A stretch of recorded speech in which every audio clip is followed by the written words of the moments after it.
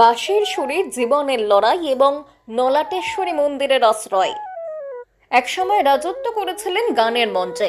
জি বাংলার প্রতিযোগিতা থেকে শুরু করে স্বনামধন্য অভিনেতা ও শিল্পী মিঠুন চক্রবর্তীর হাত থেকে কুড়িয়েছেন প্রশংসা পুরস্কার, কিন্তু জীবনের নির্মম পরিহাসে আজ তার ঠিকানা মন্দিরের চত্বর। বলছি গুণী বংশীবাদক সত্যনারায়ণ দাসের কথা। খ্যাতি আর স্বীকৃতি পেলেও মেলেনি স্থায়ী আশ্রয়। নলাটেশ্বরী মন্দিরে বাঁশি বাজিয়ে দিন কাটছে বাঁশিবাদক সত্যনারায়ণ দাসের। বহরমপুরের সোনাপট্টের বাসিন্দা সত্যনারায়ণ দাস মাত্র 7 বছর বয়স থেকেই বাঁশির সুরে সুর মিলিয়ে পথ চলা শুরু তার। বাঁশির প্রতি ভালোবাসার টানে একসময় পড়াশোনা ছাড়তে হলেও সেই সুরই তাকে এনে দিয়েছিল স্বীকৃতি। স্কুলের প্রধান শিক্ষকের সহযোগিতায় পড়াশোনা, থাকা, খাবার সুযোগ পেলেও মায়ের অকাল প্রয়াণ বদলে দেয় তার জীবনের গতিপথ। পরবর্তীতে ছোট ছোট 4-5 জন ভাই বোনকে মানুষ করা, তাদের বিয়ে দেওয়া, নিজের সংসার গুছিয়ে নেওয়ার লড়াইয়ে একাই সংগ্রাম করে গেছেন তিনি। কিন্তু পারিবারিক নানা টানা পড়েন এবং জীবনের ওঠাপড়ায় আজ তিনি নিঃসঙ্গ। প্রতিদিন মন্দিরে আসা দর্শনার্থী এবং ভক্তরা তার হৃদয়স্পর্শী বাঁশির সুর শুনে মুগ্ধ হন। যে যা সাহায্য করেন তা দিয়েই নিজের থাকা খাওয়ার বন্দোবস্ত করে পরম শান্তিতে দিন কাটাচ্ছেন এই গুণী শিল্পী। সন্তানেরা ফিরে আসার আহ্বান জানালেও মন্দিরের প্রাঙ্গণ আর মায়ের চরণে বাঁশির সুর উৎসর্গ করে তিনি নিজের জীবনের বাকি দিনগুলি কাটিয়ে দিতে চান। সুযোগ সুবিধার খ্যাতির আলো থেকে দূরে সরে গেলেও সত্যনারায়ণ বাবুর বাঁশির সুর আজও জীবন্ত এবং তার জীবন সংগ্রামের এক অনন্য প্রতীক। আমি দীর্ঘ আমার যখন 7 বছর বয়স তখন থেকে বাঁশি আমি হাতে ধরি।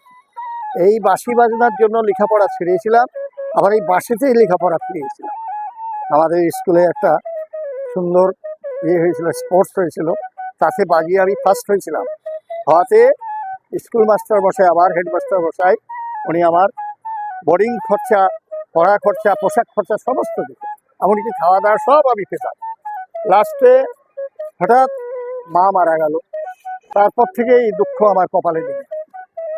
আমার মা মারা যাওয়ার পরে বাবা বিয়ে করলো, করার পরে বাবার সংসার শেষ করে 4-5টা ভাই বোন, আমার ছোট ছোট ভাই বোনদের মানুষ করে তাদের বিয়ে থা দিয়ে লাস্টে নিজে বিয়ে করার পরে কিছুদিন পর আমার স্ত্রী চলে যায় দুনিয়া ছেড়ে।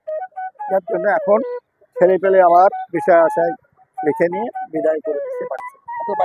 বাড়ি আমার বহরমপুর, খাগড়া, সোনাপট্টি। আপনি কেন নলহাটি মন্দিরে মায়ের মন্দিরে আমি প্রথম এসেছিলাম, আসার পরে কেমন যেন আমার ভেতরে একটা ভক্তি আসলো যে স্বয়ং মা যেন আমাকে বলছে তুই এখানে মায়ের মন্দিরে বসে খুব ভালো আছি। এখন ছেলে পেলে ডাকছে বাবা চলে এসো, আমার দরকার নেই, আমি মায়ের চরণ পেয়েছি, চরণ পেয়ে আমি ধন্যবাদ চলছে। এই মায়ের যে যা দিচ্ছে, তুমি যদি আমাকে 10টা টাকা দাও, 20টা টাকা দাও, ও দিচ্ছে 10-20। কেউ আবার বাসি শুনে জানতে পেরেছি যে আপনি জি বাংলা কোনো একটা প্রোগ্রাম, হ্যাঁ জি বাংলায় আমি ফার্স্ট হয়েছিলাম 11 জন বাঁশিওয়ালার মধ্যে।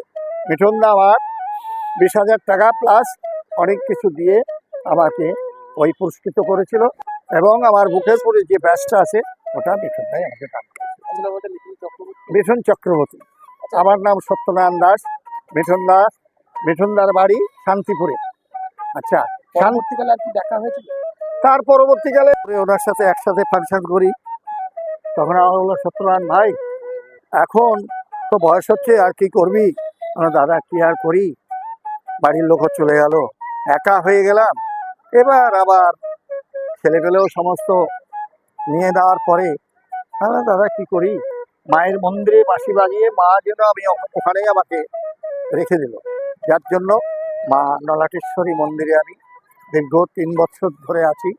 আমার কোনো চিন্তা নেই, খাওয়া দাওয়া বাঁশি বাজিয়ে যেটা আমার হয়, মায়ের গান বাজাচ্ছি, নাম কীর্তন করছি, এতেই আমি সন্তুষ্ট, এতেই আমি ঠিক। কেমন হয়? কোনোদিন 200-500, এমনকি 1000-1200-2000 টাকাও হয়, এতেই আমি খুশি।